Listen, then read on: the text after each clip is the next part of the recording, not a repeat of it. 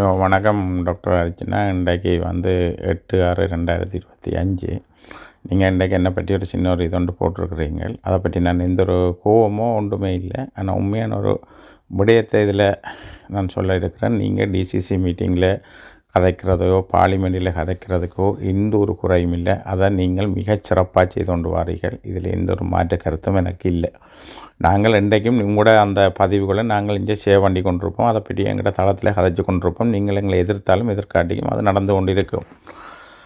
ஆனால் அதில் நீங்கள் சொல்லிக்கிறீங்க ஒரு இடத்துல நீ என்ன தனக்கு கட்சிக்கு காசு தந்ததோ தெரியலையோன்னு சொல்லி உங்களுக்கு முதலாவதால் நான் தான் 50,000 ரூபா அனுப்பினேன். சரிதானே? உங்களுக்கு அந்த துண்டு வேணுமென்று சொன்னால் இந்த இதுக்கு அனுப்பணுமென்று அனுப்பி மிச்சம் 9.5 லட்சம் 10 லட்சம் ரூபா உங்களுக்கு கட்சி நிதியை நான் தராமல் மற்றவன் தருவாங்களோ நான் தான் உங்களுக்கு எல்லோரும் உங்களோட வங்கி கணக்குக்கு அனுப்ப சொல்லி அனுப்பினவையல். உங்களுக்கு இதில் ஒரு குழப்பம் என்னென்னா, நீங்கள் இப்போ 2 நாளைக்கு முதல்ல சொன்னீங்க உங்களோட வாட்ஸ்அப் குழுவில் 4000 பேருக்கு கிட்ட இருக்கணும். அவையில் ஒரு சொல்லி சொன்னால் உழவு பணம் அனுப்புவினோம்னு சொல்லி. ஸோ இந்த கட்சி தேர்தல் நேரங்களுக்குள்ளேயோ இல்லை இப்போவோ உங்களுக்கு அவ்வளோ அதில் குறிப்பிட்ட அளவான ஆட்கள் பணங்களை உங்களோட அக்கௌண்ட்டு கூடைக்க எங்களோட பேர்கள் உங்களுக்கு தெரியாமல் இருக்கும்.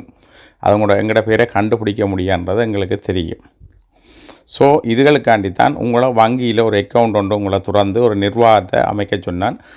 அந்த நிர்வாகம் இருந்துன்னு சொன்னால் அந்த வங்கிக்கு யார் பணம் வரும், எப்படி வரும், என்னென்னு சொல்லி என்னென்ன டேட்டுன்னு சொல்லி ஈஸியாக கண்டுபிடிக்கலாம்.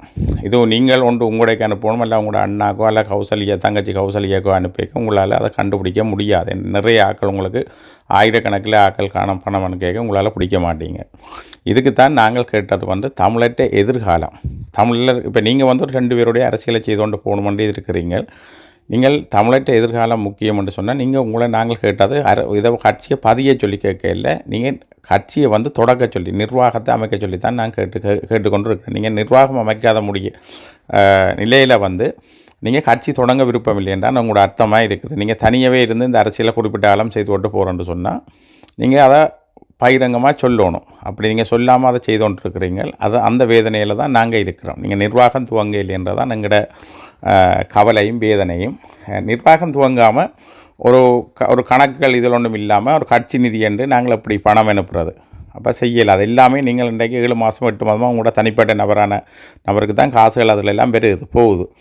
நான் சொன்னான் கட்சி நிதி என்று கோடிக்கணக்கில் காசு வேணும், அல்ல பல லட்சங்கள் காசு வேணும். அதுக்காண்டி ஒரு வங்கியை செய்யுங்க, கணக்கை செய்யுங்க, நிர்வாகத்தை செய்யுங்க, உங்களோட பழுக்களை குறைங்கன்னு சொன்னான்.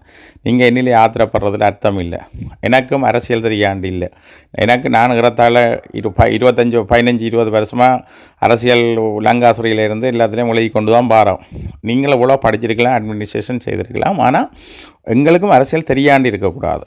எங்களுக்கு தூர நோக்கு பார்வையில் தொலைநோக்கு பார்வையில் இருக்குது. அந்த பார்வையில் நீங்கள் தேர்தலுக்கு அண்மையாக புதிய ஆக்களை கொண்டு நிறுத்தினீர்கள் என்று சொன்னால் உங்களால் திருப்பவும் தமிழற்ற வாக்கள் உடைக்கப்படும். அப்படி உடைக்க அது என்பிபிக்கு ஆதரவாக அது மாறும்.